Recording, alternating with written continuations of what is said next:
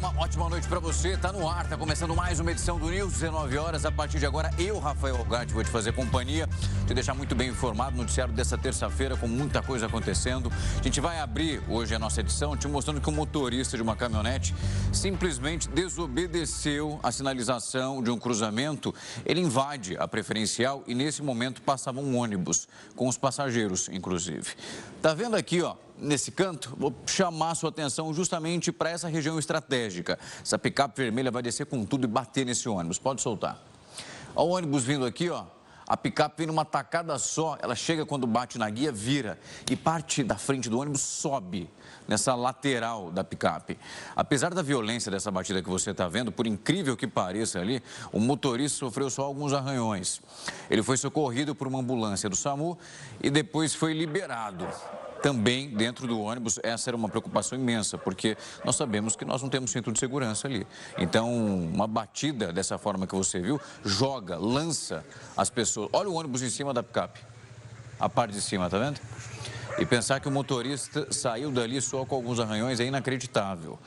No ônibus ninguém ficou ferido, isso também é importante. Esse acidente que você está vendo aconteceu em Manaus, capital do Amazonas. E está preso o motorista de um caminhão que atropelou 5 pessoas na faixa de pedestre. Isso aconteceu aqui em São Paulo. Esse homem estava embriagado. Ele tinha sido contratado por uma empresa há 2 semanas. Ali tinha uma câmera acoplada num outro carro e que estava no momento exato quando esse acidente aconteceu. Está vendo essa mini caminhonete, aquela parte de trás, onde eles jogam material para fazer mudança ou então para fazer o transporte? É o motorista dela, que é o responsável, que acabou atropelando várias pessoas. Viu aqui? Sinal fechado, vermelho. Ele tinha que ter se aproximado e parado. Mesmo se o sinal estivesse aberto, aqui tem uma faixa de pedestre, onde essas pessoas estavam atravessando. Pode soltar. Olha o que ele vai fazer. Ele bate e vai levando as pessoas. Olha um pouquinho antes dele chegar agora. Mas ele vai numa tacada só. As pessoas, sem imaginar, não. Ele está vendo que o sinal está fechado, está todo mundo atravessando. Ele não vai cruzar justamente a rua, e foi o que ele fez. Quem presenciou esse acidente ficou muito revoltado e tem todos os motivos para isso. Esse caso aconteceu na Zona Sul, uma via importante, inclusive, de lá. Depois desse atropelamento, o condutor do caminhão fugiu, ele não prestou socorro.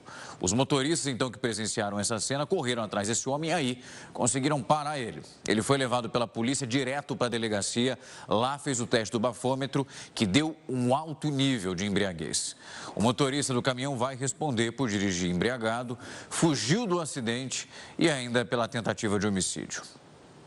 E o motorista também perde o controle da direção e ele bate contra um muro. Ele estava vindo numa rua, descendo, pegando esse embalo. Na frente, o final dessa rua, é esse condomínio de casas que você está vendo. O condomínio está aqui, ó, quase 2 metros abaixo, tem esse desnível, o muro está bem mais alto, ele quase, inclusive, está próximo aqui dessa linha do telhado das casas. O carro vai vir lá, ó, daquela ponta onde você está vendo a árvore do nosso telão, mas ele vai entrar aqui, pode soltar. Você vai ver ele vindo de uma tacada só, mas ele engole esse muro, ó. Mas não chega nem a dar um sinal de que vai frear, que vai parar, nada. Ele vai, ó. Nossa, só para a hora que chega ali. O carro não conseguiu, pelo menos o motorista, nesse caso, fazer qualquer tipo de manobra, nem que ele tivesse tentado ali. Ele invade o condomínio, essa parte, ó, o pessoal pegou o celular para filmar, na parte interna desse condomínio que fica em Sorocaba, interior de São Paulo. Ele chegou ali bater na parte dos canos, muito próximo da parede das casas e também 2 carros. Como eu te falei, esse desnível tem 2 metros, então depois que ele atinge o muro, ele despenca ainda. Além do muro, nós tivemos ali também esses danos que são materiais, que bom que ninguém passava justamente nesse ponto na hora em que o acidente aconteceu. Adivinha o que o motorista fez depois que ele percebeu a tragédia que ele tinha causado? Abriu a porta do carro e foi embora, fugiu. E até agora ele não foi identificado. E tem um homem que foi passar com mais outras 2 pessoas. É muito comum, principalmente no interior de algumas cidades, quando a gente olha aqui para o estado de São Paulo, mas também no Brasil inteiro. Algumas ruas onde nós tínhamos uma linha férrea, onde até hoje esses vagões que transportam carga, eles passam. Todo local como esse é muito bem sinalizado. Ele tem as cancelas para que a população não passe, não atravesse, os sinais sonoros, além das placas que são colocadas. Esse homem resolveu, mesmo assim, passar pela cancela, ignorar aquele sinal que fica ali apitando e vai fazer esse movimento. Parece curto, é só ali um trechinho da linha do trem. Você vai ver o que vai acontecer. Pode soltar. Ele vai vir aqui, ó, as outras duas mulheres na frente, elas passam debaixo da cancela. Enche a tela para o pessoal ver que fica melhor. Ó, ele vai tropeçar. No momento que ele tropeça, ele cai de barriga no trilho. As mulheres voltam, puxam ele, olha. Tá vendo o vagão? Mas na sequência, tempo dele tirar o pé, elas arrastam ele e levam esse homem para o canto. Ó, mais uma vez, ó. Ele vai tropeçar, ele já sai tropeçando da cancela. Ele cai de barriga nos trilhos, elas puxam ele e o trem passa. É uma baita de uma imprudência, né? Se essas mulheres não estavam ali, ele teria, obviamente, sido atropelado. Apesar desse susto aí, ninguém se machucou. Esse caso aconteceu em Caçapava, que fica no interior de São Paulo. Tem uma história que é super revoltante, nós te mostramos aqui um pouco mais cedo, a gente abordava hoje também na redação com os nossos editores, falou, a gente precisa mostrar o que aconteceu, porque esse caso revela muito sobre os episódios de violência que eles vão acontecendo até que o pior quase ele ocorre. É uma mulher que foi agredida pelo namorado com mais de 60 socos no rosto. Esse homem, ele é um agressor, um ex-jogador de basquete e que inclusive já representou a seleção brasileira. Ele teve a prisão preventiva decretada e vai responder por tentativa de feminicídio. Esse aqui é o elevador do prédio onde eles estavam. Estou falando de um ex-jogador de basquete. Imagina o tamanho desse homem perto da mulher. Ele vai entrar e ele vai numa sequência de socos nela. Pode soltar. Ele vai se aproximar, eles discutindo, olha isso. A gente parou isso aqui porque a cena ela vai ficando cada vez pior. Ela cai no chão, ele fica batendo. De acordo com a perícia que foi feita, essa mulher foi brutalmente atingida na região do rosto por pelo menos 60 socos. Ali nessa quantidade para deixar aquele tipo de pancada. O agressor foi contido pelos moradores ali. Quando o síndico percebeu, olhando pelas imagens das câmeras de segurança, já ligou para a polícia. Os agentes correram para lá para salvar essa mulher. Esse rapaz foi identificado como Igor Cabral. Ele, como eu te falei, já chegou a integrar a seleção brasileira de basquete. A audiência de custódia dele, que inclusive já teve a prisão decretada, foi preventiva e ele vai responder agora por tentativa de homicídio. O ex-jogador alegou que sofreu um surto claustrofóbico no momento dessa violência. A vítima teve múltiplas fraturas na face e também no maxilar e vai ter que passar por cirurgia nos próximos dias. A vítima, Juliana Garcia, de 23 anos, ela se pronunciou pelas redes sociais e disse que esse é um momento muito delicado e que ela precisa focar na recuperação. Agradeceu o apoio que está recebendo dos amigos e dos familiares e as pessoas que ficaram comovidas com o caso dela. Essas cenas brutais, elas vêm de Natal, no Rio Grande do Norte. Ataques a ônibus continuam acontecendo aqui em São Paulo. Quando a gente acha que melhora, logo já acordamos com outro episódio. Algumas pessoas feridas, atingidas pelos estilhaços. Parece que virou algo que não tem fim. São 570 veículos depredados só na capital. Os casos mais recentes aconteceram ontem à noite na Zona Sul. Olá pessoal, os ataques mais recentes aconteceram ontem à noite na Zona Sul, aqui de São Paulo. Segundo a Polícia Militar, 6 adolescentes atiraram pedras em um ônibus na Avenida Interlagos. 2 deles foram apreendidos e os demais conseguiram escapar. Nenhum passageiro ficou ferido, mas o vidro foi estourado e o ônibus retirado de circulação. No bairro do Ipiranga, também na Zona Sul, outro ataque. O motorista informou à polícia que um homem jogou uma pedra e fugiu. O veículo estava vazio e, por isso, ninguém se machucou. Desde a semana passada, cerca de 200 agentes da Guarda Civil Metropolitana passaram a acompanhar os percursos dentro dos ônibus. 23 suspeitos de participar dos ataques foram presos pela Polícia Civil até o momento.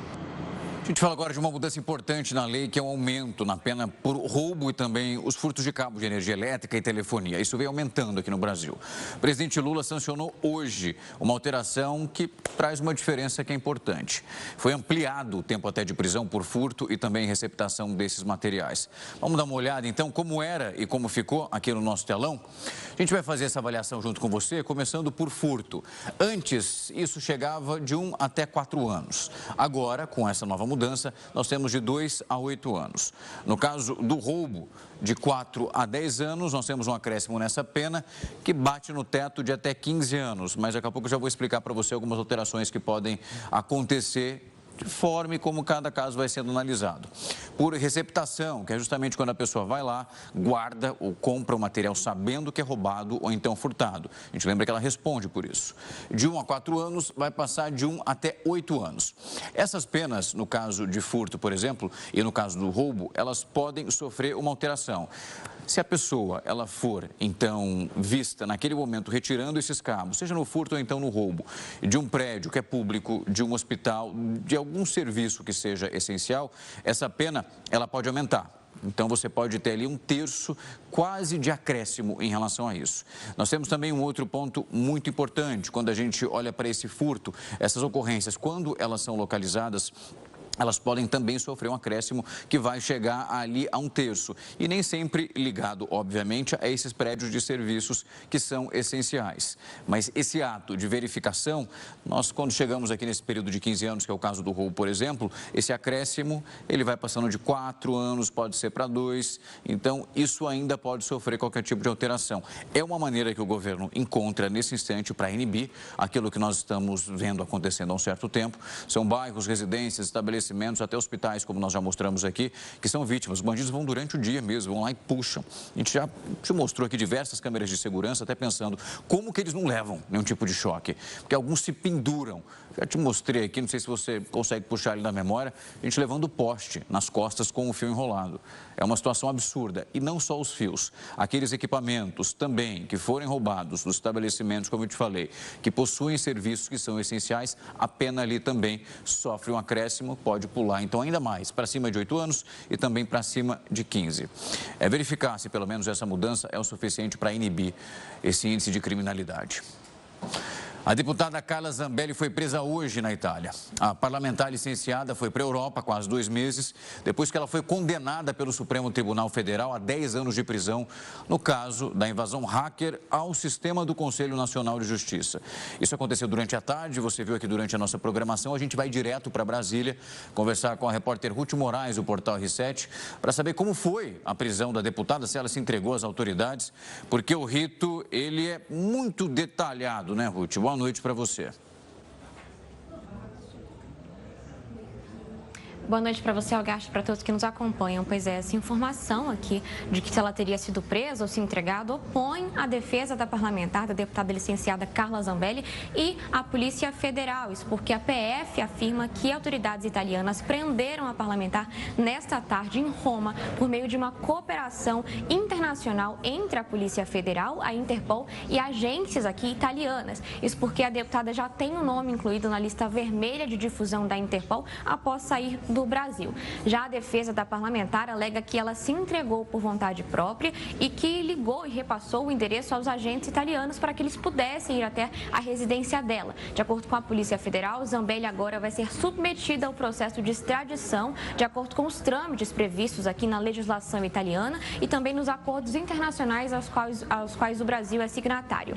No entanto, como a deputada tem cidadania italiana, ela pode, no ato desse registro, dar entrada num pedido para permanecer na Itália e, nesse caso, ela pode se responder a esse processo todo em liberdade aqui na Itália até que seja extraditada. O eurodeputado Angelo Bonelli, nesta tarde, fez uma publicação nas redes sociais afirmando que foi o responsável pela localização da parlamentar. Ele disse que Zambelli estava em um apartamento em Roma e que ele forneceu o endereço para as autoridades. Vale lembrar que, até o momento, a localização dela não era publicizada, portanto, nem o advogado, ninguém falava publicamente qual era o endereço da parlamentar ali na Itália. Já a defesa dela, como a gente trouxe aqui, afirma que não, que ela se entregou, ela ligou para a polícia e que está sob custódia das autoridades italianas neste momento. O advogado Fábio Pagnosi, que atua na defesa da parlamentar, explicou para a gente que Zambelli ligou aqui para a polícia informando o seu endereço e que posteriormente os agentes foram até o local e a levaram ali sob custódia. A defesa também disse que ela pode retornar para casa, ser presa em um local separado aguardado ficar também na prisão domiciliar ou ser extraditada, mas que até o momento o processo de extradição não foi aprovado pelo Ministério da Justiça italiano e a defesa atua para que isso não aconteça, portanto, para que ela permaneça lá na Itália. Antes de se entregar, a deputada gravou um vídeo para publicar nas redes sociais dos seus aliados e do seu advogado, afirmando que não voltará para o Brasil para cumprir a pena determinada pelo Supremo Tribunal Federal, mas que ela pode cumprir essa pena na Itália, país que ela chamou de justo e democrático. Na gravação, ela também chama o ministro do STF, Alexandre de Moraes, responsável por esse processo ao qual ela foi condenada, de ditador. Só para a gente lembrar, a parlamentar está foragida do Brasil desde o início de junho, quando saiu aqui do país semanas após ser condenada pelo STF a 10 anos de prisão, a perda do mandato de deputada, além do pagamento de uma multa de R$2 milhões por invasão aos sistemas do Conselho Nacional de Justiça. O caso já está em trânsito em julgado e o ministro Moraes já decretou que ela seja presa para cumprir aqui a pena, portanto, não é uma prisão preventiva. Após a saída dela do Brasil aqui, ela enfrenta um outro inquérito no STF por coação no curso do processo e obstrução de investigação, justamente por ter saído do Brasil. E ela também se licenciou do mandato de deputada em 5 de julho por 127 dias e também enfrenta um processo de cassação na Câmara dos Deputados. Algarte. Ruth, sem sombra de dúvida. Agora nós temos essas duas versões que você explicou muito bem. De um lado, temos o advogado de Carla Zambelli dizendo que é uma iniciativa dela fazer essa apresentação à polícia italiana e nós acompanhávamos hoje à tarde justamente se algum tipo de denúncia teria sido realizada para que a localização dela certeira fosse revelada e a polícia então fizesse a prisão. Agora uma expectativa em relação ao processo de extradição para ver se nesse momento o que ela pretende, o que o advogado vai pedir para que de alguma forma ela seja mantida lá na Itália e responda por isso e também como a justiça italiana vai encarar, lembrando que ela tem cidadania, como a Ruth explicou muito bem, mas obviamente como ela tem uma vida aqui no Brasil, uma vida útil muito bem realizada, isso também faz uma diferença no momento da justiça italiana verificar o que é realizado num caso como esse. Ruth, agora a gente fala de um incêndio que atingiu a região de uma mata residencial de Tororó, que fica do lado do Distrito Federal. 2 homens ali foram encontrados mortos. A gente já tem algum tipo de informação de quem são esses homens? Pois é, Algarte, as informações que foram divulgadas para a nossa equipe é que as vítimas são 2 servidores do IBGE. O Corpo de Bombeiros do Distrito Federal informou que foi acionado aqui nesta tarde para uma ocorrência de incêndio de vegetação nesta tarde aqui no residencial Tororó, na região entre São Sebastião e Santa Maria, no Distrito Federal. Durante os trabalhos, eles disseram que guarnições foram solicitadas para auxiliar na busca de 2 prestadores de serviços do IBGE que também atuavam para conter o incêndio, mas que estavam em outro ponto da vegetação. Isso por volta das 15h30 da tarde. E aí, minutos depois, eles localizaram esses corpos aqui, mas já estavam carbonizados. O Corpo de Bombeiros disse que não sabe ainda informar qual foi a dinâmica desse acidente, mas que o local já está isolado e que as polícias civil e militar já foram acionadas para atuar ali no local. Em nota, o IBGE informou que participa ativamente no combate à prevenção de incêndios florestais aqui no Distrito Federal. Além disso, que a reserva ecológica faz parte de um plano de ação e combate aos incêndios florestais na região e que também realiza diversas ações para evitar que isso aconteça, como a criação de aceiros de fogo nas rodovias que cortam o local, além de atividades de conscientização. Algarte, volto com você. Ruth, obrigado pelas informações. Qualquer outra novidade é só nos acionar que a gente faz conexão aí com você direto em Brasília. Bom trabalho. Até mais. E famílias da comunidade de Queias, em Brumadinho, começaram a ser retiradas de casa hoje. Essa medida de prevenção, ela acontece depois do aumento no nível de emergência da barragem B1A, da empresa Emicon. E de acordo com os relatórios divulgados até esse momento, houve problemas de estabilidade nessa barragem. O trabalho é feito pela Defesa Civil da cidade, também a Prefeitura vai custear os aluguéis temporários para essas famílias. O retorno às casas depende muito dessa reclassificação da barragem do nível 1 de emergência. A Agência Nacional de Mineração elevou o nível de emergência na barragem na semana passada. Essa medida foi tomada como preventiva após os relatórios mostrarem uma condição preocupante nesse local. A agência determinou a contratação de uma análise independente, mas frisou que não foram registradas anomalias e que indiquem esse risco iminente de rompimento. No ano de funcionamento, já há 12 meses, o programa Voa Brasil vendeu apenas 1,5% daquelas passagens que são ofertadas. A gente pegando julho de 2024 até esse mês, foram reservados cerca de 45 mil bilhetes, sendo que são disponibilizados, pelo menos nesse montante todo, 3 milhões, é muita coisa. Essa informação vem do Ministério de Portos e Aeroportos, lembrando que essa iniciativa, ela oferece as passagens de até R$ 200 para os aposentados do INSS e que viajaram nos últimos 12 meses. Bora conferir então aqui no telão quais são os principais destinos dessa turma pequena que poderia ser maior, que acabou se beneficiando. Vamos lá. Você percebe aqui, ó, São Paulo, só São Paulo, quando a gente avalia os últimos 12 meses, é o suficiente para abocanhar boa parte desse número total. 12.771 viagens foram realizadas. E nós temos aqui a região sudeste repetindo bastante. Rio de Janeiro vem na sequência, São Paulo é 12.000, Rio de Janeiro 3.663. É muita diferença.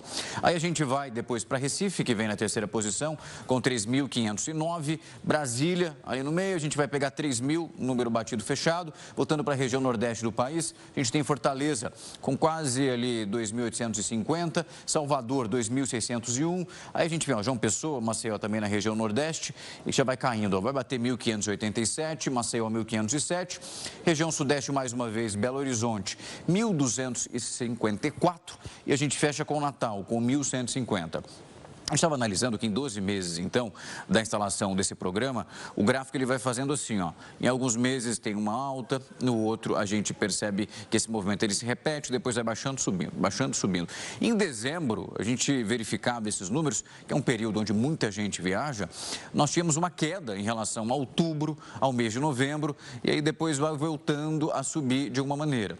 Mas vamos lembrar que são 3 milhões de passagens disponibilizadas. Até dezembro, o total era de 0,95. E agora, a gente está aqui, ó, segundo semestre do ano é que está batendo 1,5. Dessa quantidade imensa de pessoas que poderiam ter viajado um pouco mais. E a gente lembra, quem pode comprar essa passagem um pouco mais barata, para esses assentos que vão ficando, digamos que vagos já nas aeronaves, são os aposentados e pensionistas do INSS. Muito se falava, o que justifica então essa queda? Muitos não viajam sozinhos. Então, o preço da passagem para quem não é idoso, para quem não é um aposentado, é um valor que é um pouco mais salgado. Então, eles vão esperando uma outra oportunidade. E a gente lembra lá no final do ano, que eu te falei que teve uma queda acentuada, é um período onde a procura é muito significativa. Então, deixa um pouco mais para frente, deixa para viajar depois, e aí pode justificar parte dessa demanda. A gente torce muito para que as pessoas continuem viajando, consigam acessar esses principais aeroportos do nosso país e conhecer muitas e muitas outras cidades e pagando pouco, que é o mais importante. O litoral norte de São Paulo está sofrendo, isso envolvendo as últimas horas por causa das rajadas de vento, que são intensas e estão atingindo a região. Por lá, os estragos ainda estão sendo contabilizados. Essas rajadas de vento atingiram 85 quilômetros por hora. Estou falando só das últimas horas. Hoje, pelo menos 18 pessoas estavam desalojadas em São Sebastião, enquanto as aulas foram suspensas para 22 mil alunos em Caraguatatuba, para evitar qualquer tipo de incidente. Os moradores dessas cidades ficaram sem energia elétrica. A EDP, a concessionária que é responsável pelo fornecimento, informou que foram registradas mais de 1.200 ocorrências desde ontem. A maioria dos casos já foi solucionado, o que é importante. A região do litoral norte continua no estado que é de alerta para as novas rajadas de vento e também tem uma chuva forte. No sul do país, a situação também ela é preocupante. A passagem de um ciclone extratropical no Rio Grande do Sul e ali os ventos chegaram a 100 km por hora, provocou estragos em 23 cidades. A Costa Gaúcha foi uma das mais atingidas. As imagens ali são impressionantes. A região está enfrentando problemas com essa falta de energia, a internet que foi danificada. Em Xangri-Lá, a 130 quilômetros de Porto Alegre, uma plataforma marítima foi destruída. E olha, com a baita de uma pancada para conseguir fazer o impacto desse, hein? As ondas foram afetando de uma maneira que é impressionante e chegaram a 3 metros. A estrutura estava interditada desde 2023 devido ao risco de colapso. E logo quando a gente olha para Rio Grande do Sul ali, nós tivemos até um leão marinho que foi parar no meio da rua. É uma cena, obviamente, que ele é curiosa, mas ela vem por um cenário que não é nada bom. É uma baita de uma ressaca que acontece no mar. Em Florianópolis, a água invadiu as ruas e afetou também a circulação dos veículos. Esse ciclone que se deslocou pelo oceano em direção ao sudeste do país deve fazer a temperatura cair a partir de hoje no Rio Grande do Sul e também Santa Catarina. No Rio de Janeiro, tem uma ressaca que interditou as faixas da Orla do Leblon. E fortes ondas também provocaram os bloqueios de 2 faixas na Avenida Vieira Souto, no sentido Arpoador. Mais cedo, a prefeitura fez uma limpeza para conseguir tirar essa areia acumulada na pista e a Marinha emitiu um aviso de ressaca, válido das 9 da manhã até as 9 da noite. Nesse período, inclusive, as ondas no Rio de Janeiro podem atingir 2,5 metros até 3,5 de altura. A prefeitura está orientando que as pessoas evitem fazer qualquer tipo de prática no mar, que está geladíssimo, inclusive. É até difícil pensar nessa possibilidade. Também eles não aconselham a ficar nos mirantes ou nos locais mais próximos do oceano. Você vê agora imagens ao vivo de Florianópolis, Santa Catarina, Via Mexicana, 16 graus, frio. Para sintonizar a Record News em Florianópolis, é só colocar no canal 6 na sua TV aberta e acompanhar toda a nossa programação de graça. E o governo de Donald Trump estuda zerar as tarifas para os alimentos que não são produzidos no próprio país. Os detalhes logo depois do intervalo. Não sai daí.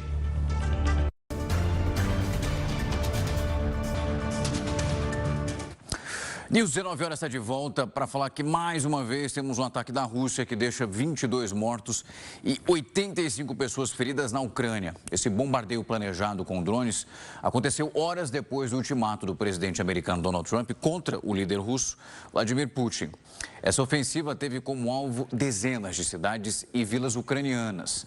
Entre eles, tem um hospital onde uma mulher grávida morreu e uma prisão que registrou 16 mortos e 35 feridos. Numa publicação numa rede social, o presidente da Ucrânia, Volodymyr Zelensky, escreveu que um cessar-fogo já poderia ter sido estabelecido há muito tempo, se não fosse a recusa da Rússia, que, segundo ele, merece uma pressão de sanções duras, justas e também eficazes. O ucraniano ainda agradeceu o apoio de Donald Trump pelo ultimato que ele fez ontem e também aos líderes que ajudam a pressionar a Rússia pelo final da guerra. Hoje, Zelensky assinou uma lei que permite o recrutamento das pessoas de 60 anos, ali pessoas até mais do que isso, para o próprio exército. O país está enfrentando dificuldades para atrair novas tropas em meio a essa guerra contra a Rússia. E 4 pessoas foram mortas durante um ataque a um prédio comercial em Nova York. Essa ação aconteceu na noite de ontem. É uma área que reúne algumas das...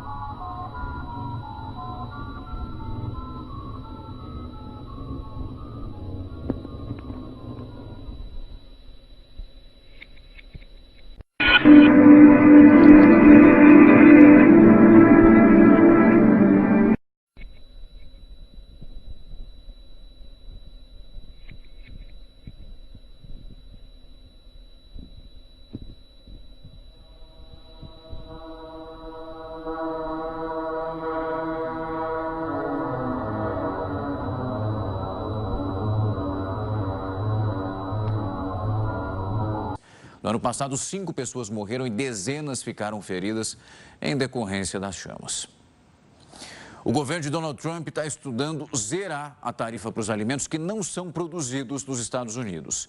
É o que afirmou hoje o secretário de Comércio dos Estados Unidos, Howard Lutnick, e que citou o café, o cacau, abacaxi e manga quando ele falava sobre esse tema. Apesar disso, a autoridade não falou o café, o cacau, abacaxi e manga quando ele falava sobre esse tema. Apesar disso, a autoridade não falou especificamente aqui sobre o Brasil. O país é um dos maiores exportadores, por exemplo, do café para os Estados Unidos, responsável por 33% do consumo dos norte-americanos.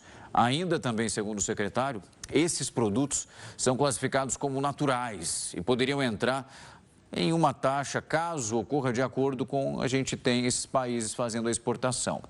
Nessa ocasião, ele falava da situação da União Europeia. O governo dos Estados Unidos informou também que o país vai fechar todos os acordos tarifários até sexta-feira, que é o dia 1º de agosto, quando elas entram em vigor. Essa data vale para todos os países, menos a China, onde a negociação é diferente e tem um outro prazo. Numa coletiva de imprensa mais cedo, agora aqui em Brasília, o vice-presidente Geraldo Alckmin comentou a possibilidade de algumas alíquotas serem zeradas para o Brasil e falou também da situação dessas negociações com as autoridades norte-americanas envolvendo as tarifas sobre os produtos brasileiros exportados para os Estados Unidos. A gente separou esse trechinho para você acompanhar. Olha, nós estamos trabalhando para que a diminuição da alíquota seja para todos. Não tem justificativo você ter uma alíquota de 50% para um país que é um grande comprador de você. Que você tem uma balança comercial superavitária e continua de janeiro a junho a nossa exportação para os Estados Unidos cresceu 4,8%. A dos Estados Unidos para nós cresceu quase 12%, 11,7%. Então nós queremos uma redução tarifária para todos, evitar que isso seja implementado. E nós podemos sair de um perde-perde, porque também não é bom para os Estados Unidos. Você vai encarecer produtos americanos. Estamos empenhados aí em evitar, que tenhamos uma tarifa totalmente injustificável, de 50%, que não tem nenhuma justificativa, sendo que dos grandes países do mundo, tem 3 que os Estados Unidos têm superávit, Reino Unido, Austrália e Brasil, sendo que dos 10 produtos que eles mais exportam, 8 a alíquota é 0, não paga imposto de importação para entrar no Brasil. Nessa mesma coletiva, Alckmin falou sobre a reunião que ele teve com representantes das Big Techs, que são essas grandes empresas de tecnologia dos Estados Unidos. Recebemos as Big Techs, as empresas de tecnologia. Nós já tínhamos tido um encontro com as empresas de tecnologia e eles ficaram de fazer uma pauta. E hoje nós tivemos, então, uma segunda reunião. Vieram aqui as empresas e hoje nós reunimos pela segunda vez, reunimos aqui Meta, Google, Amazon, Apple, Visa, Expedia e eles trouxeram uma pauta: segurança jurídica, inovação tecnológica, ambiente regulatório, enfim, foi uma boa reunião. Participaram também outros órgãos de governo, porque essa é uma pauta que envolve não só o Poder Executivo, mas também Legislativo e Judiciário. E ontem, na conversa com o secretário Lutnick, eu disse a ele que teria um segundo encontro com as empresas de tecnologia americana, e ele pediu se poderia um representante dele participar. Então, participou um representante da Secretaria de Comércio, Secretaria de Estado, participou também da reunião por videoconferência. Foi uma reunião bastante proveitosa. Tiramos até uma mesa de trabalho para discutir em seguida uma série de questões voltadas à questão das Big Techs. Essa questão de regulamentação de Big Techs, de redes sociais, é uma questão que está em discussão no mundo. Então, vamos aprender. Onde é que já foi implementado? Na Europa, o que deu certo? O que levou à crítica? Nós não devemos ter muita pressa nisso. Eu acho que a gente deve verificar a legislação comparada e ouvir e dialogar. Nós estamos propondo uma mesa de trabalho onde a gente vai verificar, até anotei as pautas deles aqui, 1, ambiente regulatório, 2, inovação tecnológica, 3, oportunidade econômica e 4, segurança jurídica. Você que é MEI, microempreendedor individual, conhece aquele frio na barriga na hora de empreender, porque todo dia você está lá na cara e na coragem para conseguir vencer na vida. E nessa correria, pode não sobrar um tempo para melhorar a loja, o quiosque, organizar suas vendas. A boa notícia é que o Sebrae está junto com você para te apoiar nesses momentos. E são muitos cursos e conteúdos para qualquer fase que você esteja na sua trajetória. Quer começar a empreender? Quer formalizar o seu negócio? Já tem um negócio? Ou então precisa organizar a sua empresa? Acesse sebrae.com.br/MEI e conheça as jornadas MEI. Elas podem te ajudar a melhorar vários aspectos no seu dia a dia empresarial. E são elas: empreenda, cursos e conteúdos para quem deseja transformar uma ideia em realidade ou formalizar um negócio existente.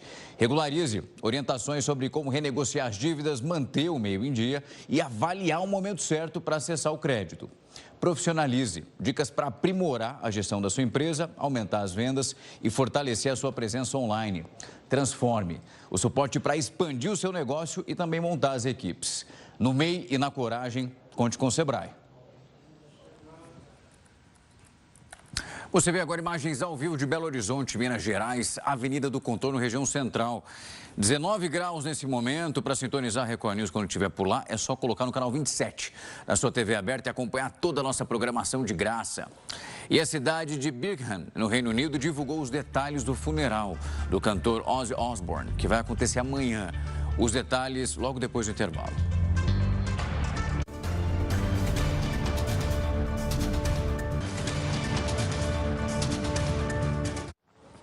A cidade de Birmingham, no Reino Unido, divulgou os detalhes do funeral do cantor Ozzy Osbourne, que acontece amanhã.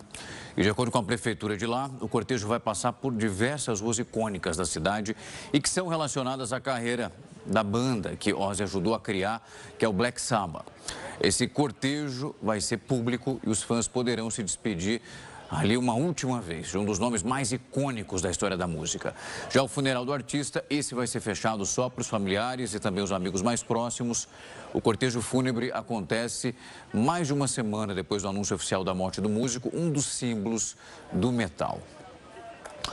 Essa edição do News 19 horas vai ficando por aqui. Lembrando que dá para rever essa edição na íntegra, lá no YouTube da Record News. Fica coladinho com a gente que logo na sequência está chegando mais uma edição do programa Elas com a Bola. Até mais!